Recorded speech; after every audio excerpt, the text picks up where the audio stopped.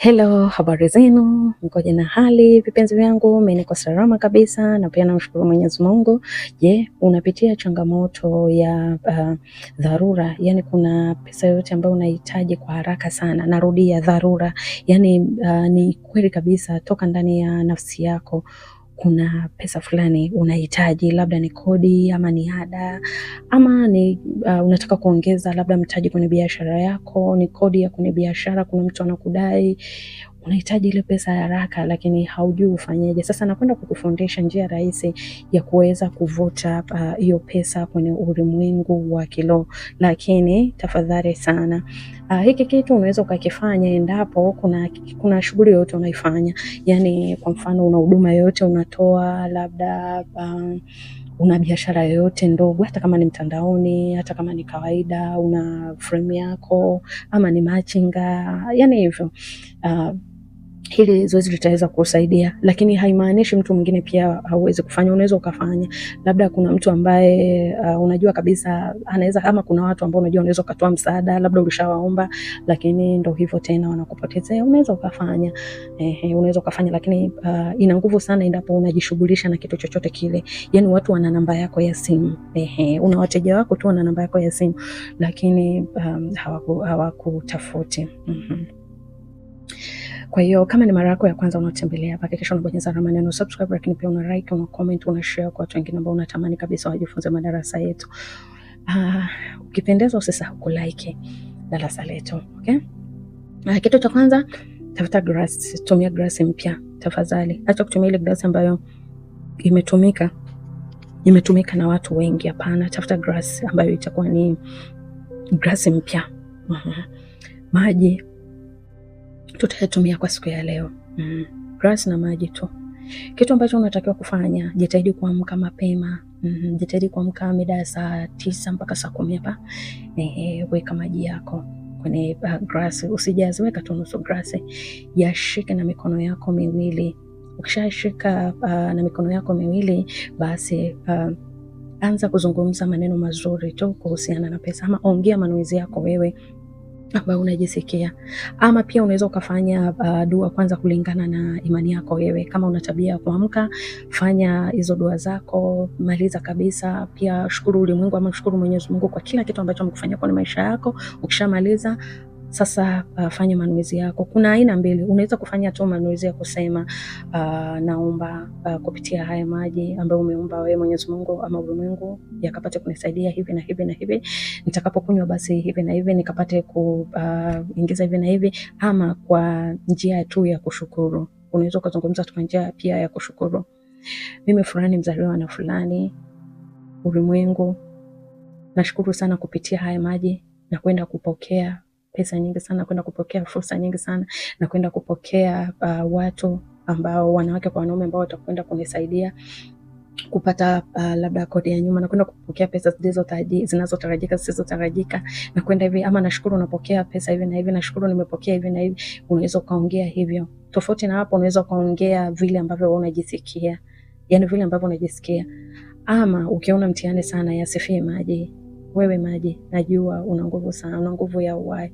Bila wewe mimea haiwezi kustawi, bila wewe viumbe haiwezi kustawi, bila wewe mimi mwenyewe siwezi kuwa. Nashukuru sana, unanifanya niwe hai, unanifanya niwe safi hivi na hivi.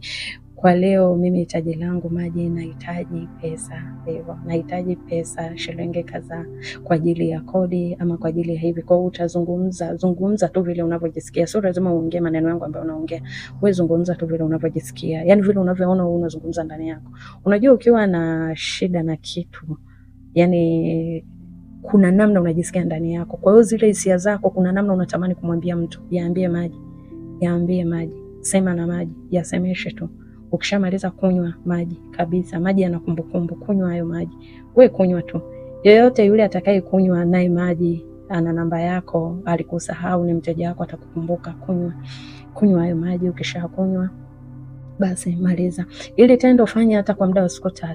Nasema saa 9 saa 10 hapo huwa kuna nguvu ya ajabu. Kama wewe unajiona kabisa mvivu, jitahidi waisa hata kwenye saa 12, saa 11 jitahidi. Fanya muda ambao umetulia, watu wote wamelala, anga imetulia.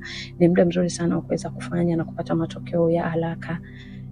Ukishamaliza hapo basi endelea na mambo yako. Usianze kusema sasa itatokea saa ngapi mdana. No, endelea fanya hivyo siku ya kwanza, ya pili, ya tatu, endelea na shughuli zako kabisa kawaida normal. Utaona tu maajabu. Lazima tu kuna muujiza utaupata.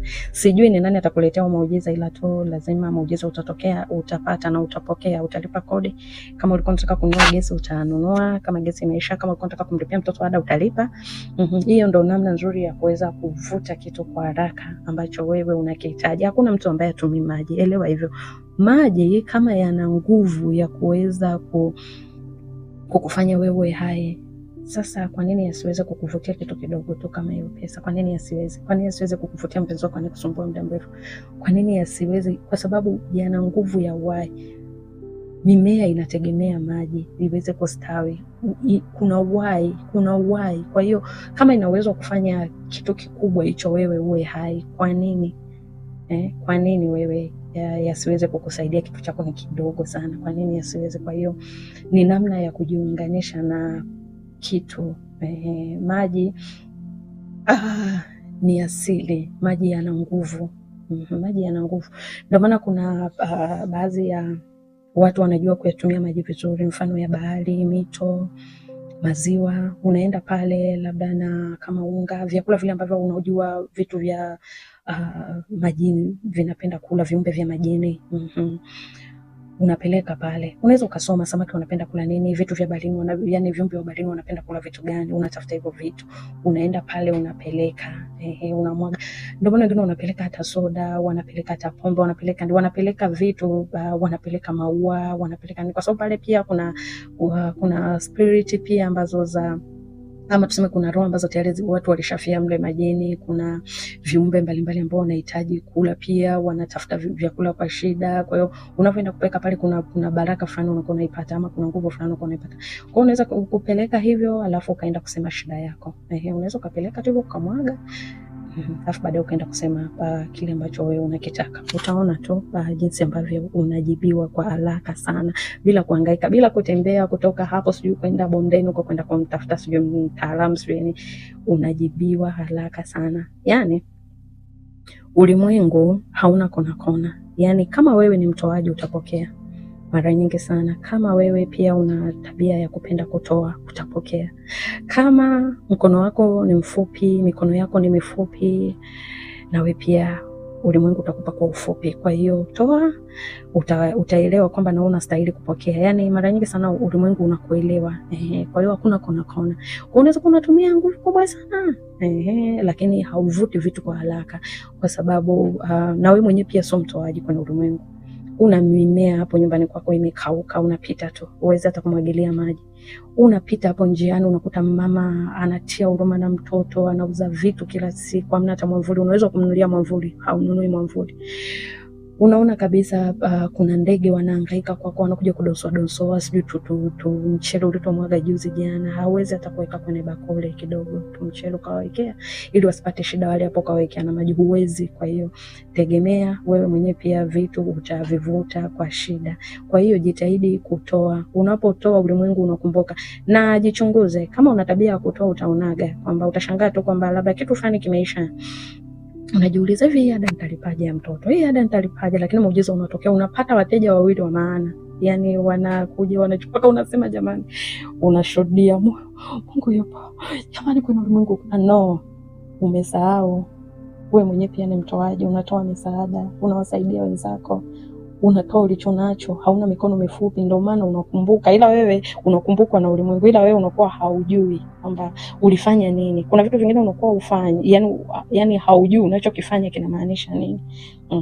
Kwa mfano kuna vitu unaweza ukaona vifanya leo unaona kawaida. Kuna mambo unaweza ukaona yafanya leo unaona kawaida, lakini kesho yanakuja kuathiri uzazi wako. Labda una fursa nyingi unaweza ukawapa watu, lakini watu wanafika labda hapo ofisini kwako unawajibu over crush, unazaa watoto wako watajibiwa hivyo hivyo. Yani mara nyingi sana unachokifanya unajifanyia mwenyewe, kwa sababu wewe mwenyewe ni sehemu ya huu ulimwengu. Ni kama unajifanyia mwenyewe. Kwa hiyo kuwa makini sana na kila kitu unachokuwa unakifanya. Kwa hiyo ili uweze kuvuta unatakiwa kuwa mtoaji pia. Ili uweze boost vitu kwa haraka. Kwa hiyo unataka tu kuvuta, unakesha, unalia, sijui madhabahuni huko, sijui mimi nataka, lakini Ukiwa na kitu chako hauoni chochote, hauwezi kusaidia chochote, huwezi yaani wewe mikono yako unasema mimi nalaana. Jitahidi kuwa na nafsi huru. Toa. Usihisi kwamba labda nikifanya hiki kitu napoteza muda, labda nikimwagilia taa maua napoteza muda, hata nianze siku kuhangaikia ndege. Wewe ukiona tu paka amekuja hapo, mchawi wewe ushagonga bonda mawe. Wakati mwingine tu unataka chakula. Kwa hiyo kama una chakula unaweza ukawapa, basi kama unaweza ukaacha wakakaa hapo, mwisho wa siku ukaondoka wenyewe. Kwa hiyo jitahidi kuwa na spirit wazi, yani spirit huru.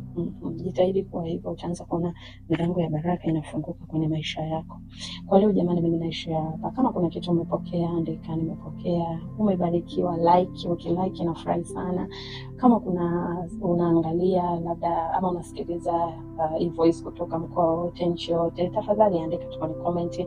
Unaweza kuandika Toto kwa pamoja, nimejifunza, nimefurahi. Basi mimi pia najua jamani tuko pamoja. Kwa hiyo kwa leo mimi naishia hapa. Mwisho wa hiki kipindi ndio mwanzo wa kipindi kingine.